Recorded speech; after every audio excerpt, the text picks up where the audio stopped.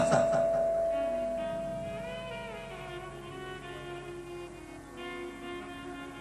मेरे भोले तेरी नौकरी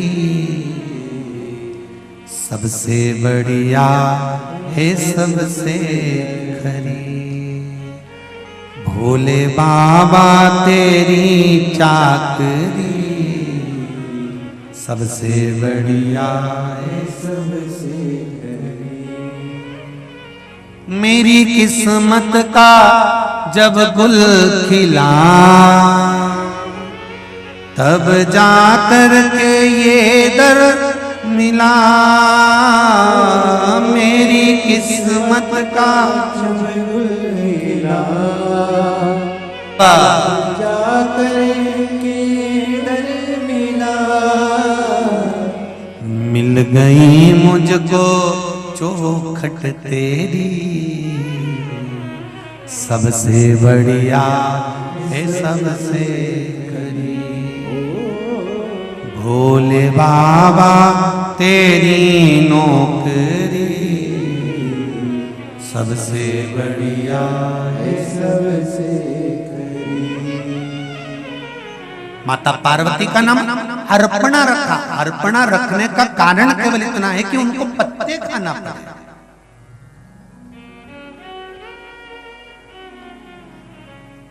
क्यों? एक बार बाबा भोलेनाथ अघोरी बन गए। अघोरी मतलब भस्म रमाई, जटा बांधी, शरीर पर काले वस्त्र धारण कर लिए।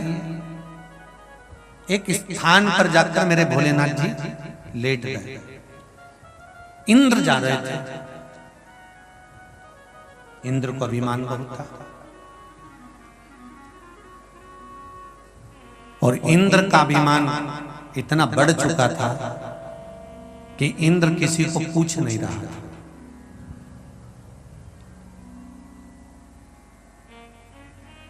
जाते जाते इंद्र बीच में अघोरी बाबा को देखा और देखते से इंद्र ने अघोरी को देखकर कहा, ए बाबा हटो यहां से, रास्ता छोड़िए हमको जाने के लिए। शंकर भगवान अघोरी का रूप रखकर बैठे थे और बैठे बैठे बैठे बैठे बैठे बैठे राम नाम का स्मरण कर रहे थे। हटे नहीं। इंद्र को क्रोध आया। क्रोध आकर वज्र उठाया और वज्र उठाकर भगवान शंकर को मारने के लिए जैसे हाथ आगे बढ़ाया, शंकर भगवान को क्रोध आया। तीसरा नेत्र खुल गया। जैसे ही तीसरा नेत्र खुला, इंद्र पहचान गए ये तो भोलेनाथ जी हैं। तुरंत इंद्र स्थान छोड़कर भागे। भगवान शंकर का क्रोध पीछे पीछे जाने लगा और इंद्र आगे आगे भागने लगे। भागते भागते भागते भागते भागते भागते इंद्र देवलोक में जब पहुंच गए, पहुंचने के बाद वहां पर बृहस्पति महाराज मिले। बृहस्पति महाराज ने पूछा, इंद्र कहां भाग रहे?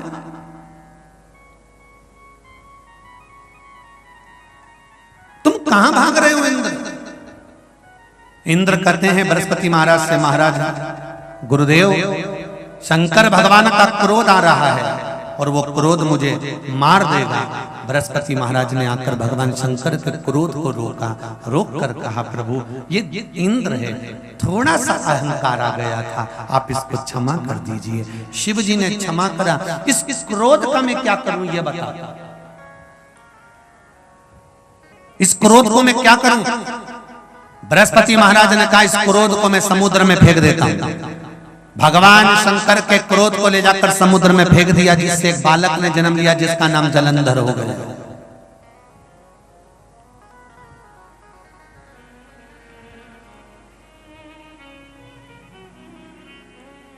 जलंधर की धर्म पत्नी हुई वृंदा, जो भगवान की भक्ति में डूबी रहती थी।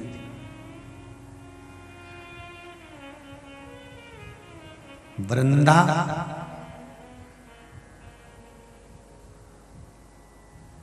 नारायण की भक्ति करती थी। तुलसी का नारायण की भक्ति कर कर भगवान का भजन किया करती थी। वही वृंदाबाद में तुलसी का क्यारा बनी थी। एक बार वृंदा बैठी हुई थी, उसका सात्वित्व भगवान विष्णु ने डिगा दिया था। शंकर भगवान ने जलंधर को मार दिया। वृंदा रोती रोती बोली थी कि हे भोलेनाथ, मेरी तप साधना इतनी प्रबल रही है कि मेरे अपने पति के प्राणों को मैं बचा कर रखी हूं। जितने भी पुरुष, जितने भी भाई इस पावन शिव महापुराण कथा को आस्था चैनल पर सुन रहे हो, चाहे फेसबुक पर सुन रहे हो, यूट्यूब पर सुन रहे हो, चाहे पंडाल में सुन रहे हो, एक निवेदन है, कभी इस अक्कड़ में अपनी जिंदगी को मत जीना कि तुम सब कुछ कर रहे हो। तुम नहीं, तुम्हारे साथ में जो तुम्हारी अर्धांगिनी है, तुम्हारी धर्म पत्नी है, ये जो व्रत करती है, साधना करती है, तप करती है, दान करती है, पुण्य करती है, कुछ घर में रहकर धर्म पत्नी जो भगवान को दिया लगाती है, पूजन करती है, शिव की आराधना करती है, शंकर का अनुमोदन करती है, किसी ना किसी रूप में व्रत साधना तप करती रहती है, उसका फल पति को जरूर मिलता रहता है और वो बचकर चलता रहता है। ये धर्म पत्नी के पुण्य का फल है।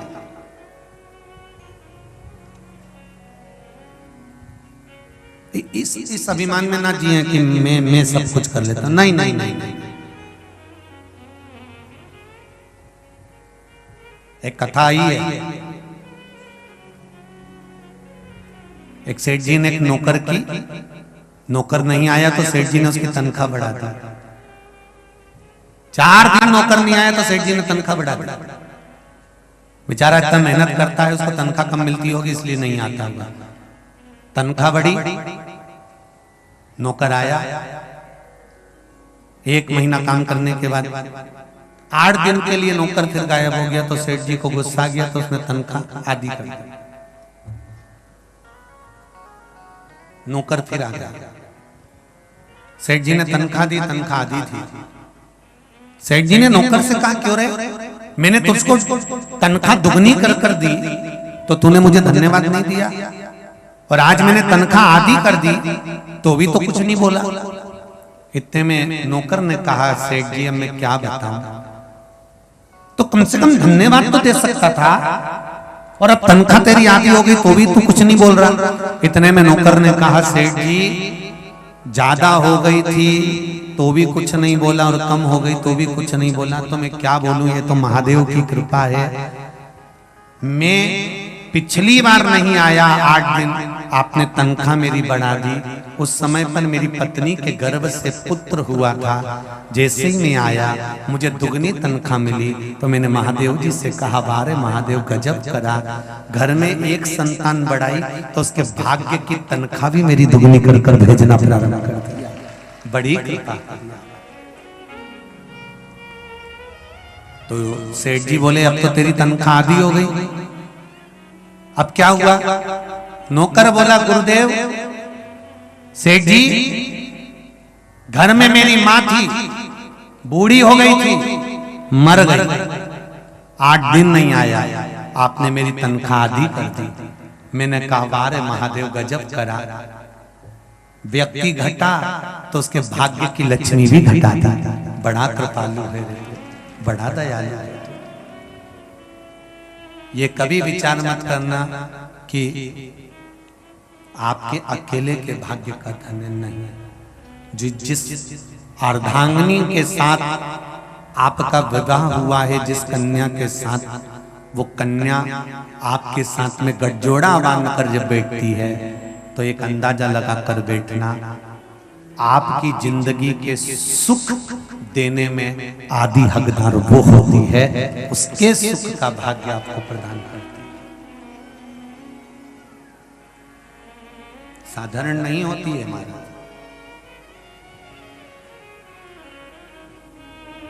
मैंने भगवान विष्णु की तप साधना करी है, मैंने नारायण की तप साधना करी है, और आपने मेरे पति के प्राण ले लिए। तप साधना किसको कहते हैं? उस तप साधना का बल पार्वती खुद देखेगी। पत्तियां खाकर अपने प्राणों को रखकर आपकी आराधना करे। और वो बल देखो, पार्वती का एक नाम अर्पणा पड़ गया। शिवलिंग बनाना, पूजन करना, बेलपत्र समर्पित करना, उसको धारण करना। ये माता पार्वती जी ने हमको सिखाया है कि हमें रोग से मुक्ति कैसे पाना है, हमें लक्ष्मी की प्राप्ति कैसे करना है, हमें वैभव की प्राप्ति कैसे करना है, हमें धन सत्ता कैसे प्राप्त करना है। शंकर भगवान के आराधना कर कर हम अपने जीवन का कौन सा ऐसा कार्य जो नहीं कर सकते सब पूर्ण कर देते हैं।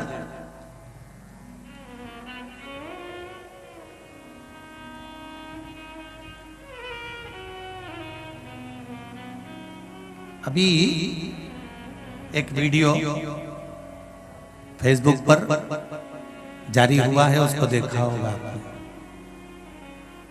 एम्स हॉस्पिटल में ट्यूमर का ऑपरेशन चल रहा है और डॉक्टर ऑपरेशन करने वाला उस व्यक्ति से कह रहा है कि आज हम आपका जो ऑपरेशन करेंगे उसमें आपको बेहोश नहीं करेंगे, आप हनुमान चालीसा का पाठ पढ़ो, महामृत्युंजय मंत्र को याद करो और हम ऑपरेशन करते जाएंगे। मुझे विश्वास है इस ऑपरेशन के बाद लोगों का विवेक काम करना ठप कर देता है, पर जब मंत्र का नाद करते रहोगे ऑपरेशन पूर्ण होगा तो आपका स्थिर मन रहेगा और ये चित्त मेरा महादेव समान लेगा। आप भी सर्च करना, पढ़ना, उसको देखना। हनुमान चालीसा का पाठ जिसका ऑपरेशन हो रहा था वो भी पढ़ रहा था और महामृत्युंजय का पाठ भी बीच बीच में कर रहा था। अकाल मृत्यु वो मरे जो काम करे चंडाल का, काल उसका क्या बिगाड़े जो भक्त हो महा काल का। जो शिव का उपासक होता है उसका काल क्या बिगाड़ सकता है।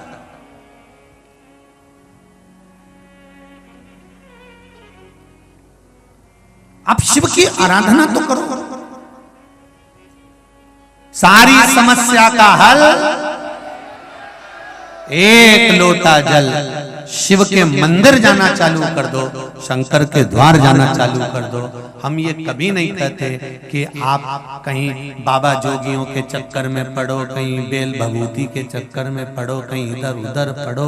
हम तो एक बात कहते हैं कि तुम्हारे नजदीक में जो शिव मंदिर हो वहां जाकर उसकी चाकरी में लग जाओ, एक लोटा जल लेकर उसको स्नान कराओ, जाकर कहीं मंदिर में कुछ कचरा हो तो उसको साफ कर दो और अपने जीवन को निर्मल बनाओ। शिव मंदिर की ललक।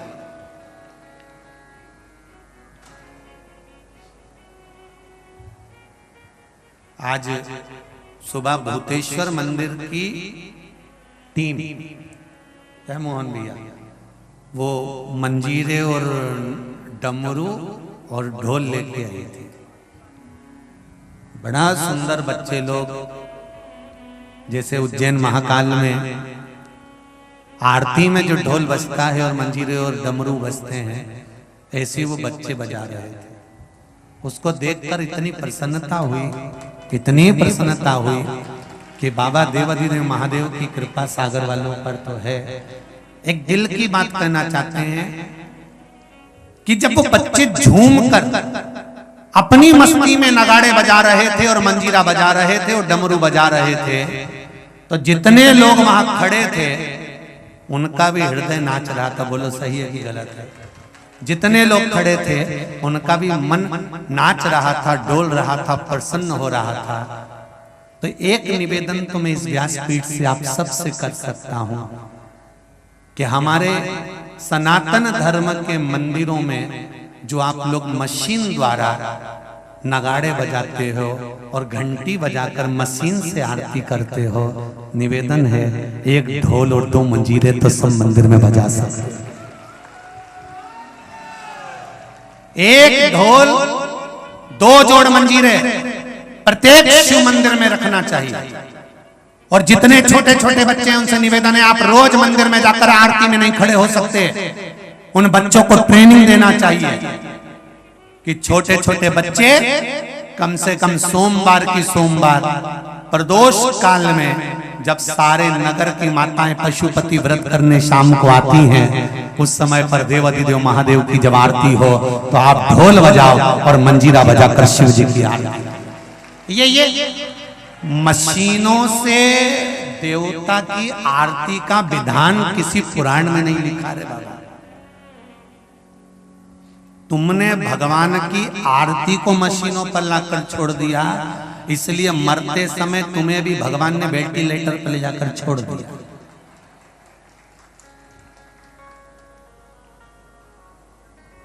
हमें भगवान को मशीनों से बाहर निकालना।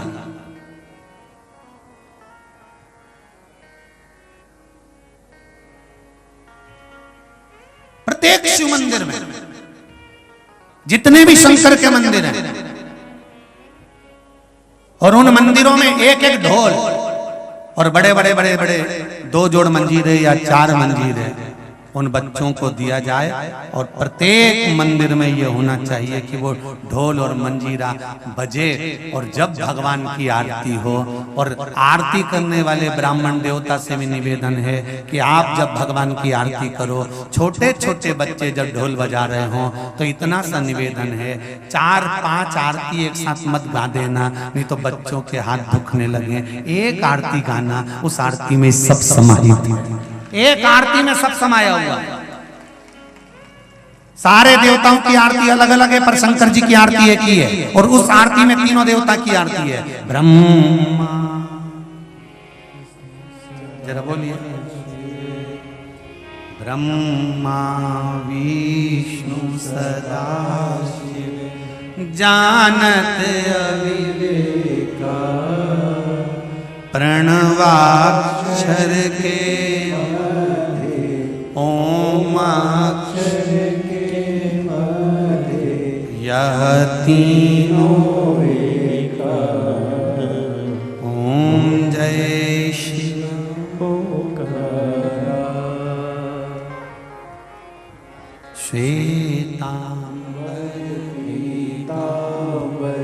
सफेद ब्रह्मा जी, पीला विष्णु जी, श्वेतांबर पीतांबर बागांबर अंगी, ओ भोले बागांबर अंगी। और देखिए, चक्र त्रिशूल, चक्र है, कमंडल है, त्रिशूल है।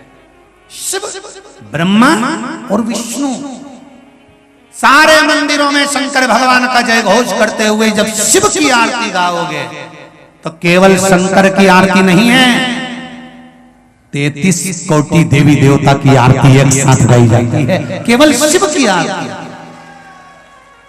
केवल शंकर की आरती।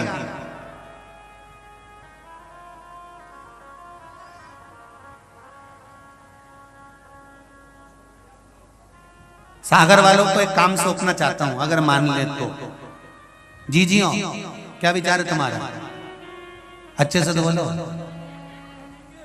सागर वालों को एक काम सौंप रहा हूं। सागर वालों, उसके साथ में जितने भी लोग कथा सुन रहे हैं आस्था चैनल पर, फेसबुक, यूट्यूब पर, जितनी माताएं पशुपति व्रत करने जाती हैं, वो कुछ थोड़ा थोड़ा इकट्ठा कर कर, या पुरुष वर्ग जो या नगर के सेठ हो, गांव के सेठ हो, थोड़ा सा इकट्ठा कर कर एक ढोल, 2 जोड़ मंजीरे, जितने गांव में शंकर के मंदिर हैं उन मंदिरों में देना प्रारंभ करो, और उस मंदिर में आरती आपके ढोल और मंजीरे पर, ढोल और मंजीरे पर आरती।